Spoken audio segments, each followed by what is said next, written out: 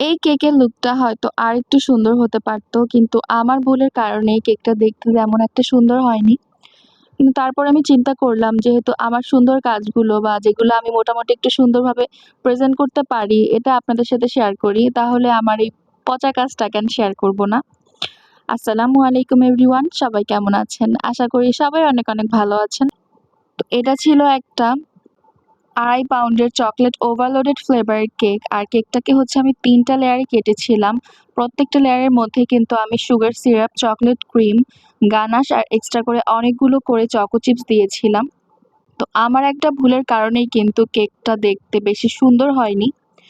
তো আমি সেটা যখন জানাই, যিনি এই কেকটা নিয়েছেন, তিনি আমাকে বললেন যে ওনার কাছে লুকটা একেবারেই ম্যাটার করে না। টেস্টটা যদি ভালো হয় তাহলেই উনি খুশি। এরকম একটা কথা যখন শুনলাম, তৎক্ষণাৎ কিন্তু আমার মনের মধ্যে একটা সাহস আসলো। আর আমি বাকি কাজটা কমপ্লিট করে কেকটা ডেলিভারিতেও দিয়ে দিলাম। আর আলহামদুলিল্লাহ ওনারা কিন্তু কেকটা অনেক অনেক পছন্দ করেছেন। আমি যখন ফোনে শুনতে পেলাম, উনি আমাকে বললেন যে কেকটা এত পছন্দ করেছে ওনার ফ্যামিলি মেম্বার্সরা সবাই একদম চেটেপুটে শেষ করেছে।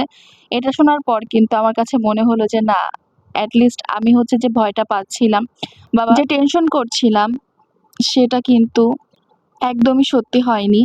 আল্লাহ হয়তো আমার ভাগ্যে এমনটাই রেখেছিলেন যে কাস্টমার কেকটা পছন্দ করবেন। যাক আলহামদুলিল্লাহ, সকল প্রশংসা আল্লাহ তাআলার জন্যই।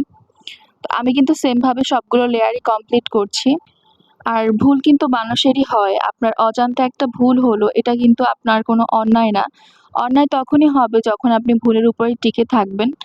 ভুলটাকে শুধরানোর চেষ্টা করবেন না। তো আমি এটাই সবসময় মনে প্রাণে বিশ্বাস করি যে আমার অজান্তে একটা ভুল যদি হয়ে যায়, তার মানে হচ্ছে আমার এটার উপরে কাজ করতে হবে। এটার কিভাবে আমি ঠিক করব সেটা সম্পর্কে আমার জানতে হবে। আর আমি প্রতিদিনই নতুন নতুন কিছু শিখছি, আরো শিখব।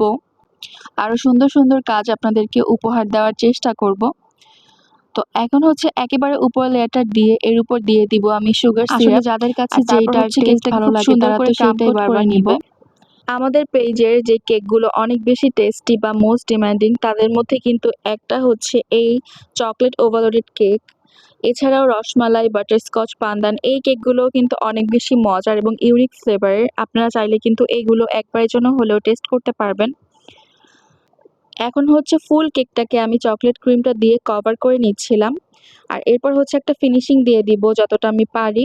আর আপনারা যারা আমাদের কাছে কেক অর্ডার করতে চান, তারা কিন্তু আমাদেরকে হোয়াটসঅ্যাপ বা মেসেঞ্জারে ইনবক্স করতে পারেন।